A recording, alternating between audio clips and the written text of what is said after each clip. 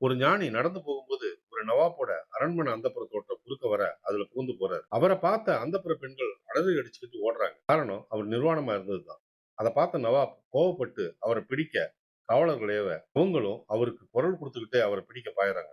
திரும்பி கூட பார்க்காத ஞானி மேல கோவப்பட்ட ஒருத்தர் அவசரப்பட்டு வாளை வீச கை துண்டா நிலத்துல விழுது. ஆனா அவர் பாட்டுக்கிட்டு சலனம் இல்லாம நடந்து போக துரத்தின வீரர்கள் பயந்து போய் நின்னுட்டாங்க. அதை பார்த்த நவாபுக்கு அவர் சாதாரண மனிதர் இல்லைன்னு புரிஞ்ச உடனே கீழே கடந்த கையை எடுத்துக்கிட்டு ஓடி போய் அவர் முன்னாடி நின்னு வழிமறிக்க ஏதோ ஒண்ணு தடுக்குதுன்னு இறை சிந்தனோடு விடுபட்ட ஞானியும் தான் எதிர்க்க நின்ன நவாபையும் அவர் கையில இருந்த தான் கையையும் பார்த்து நடந்ததை புரிஞ்சுக்கிறார்.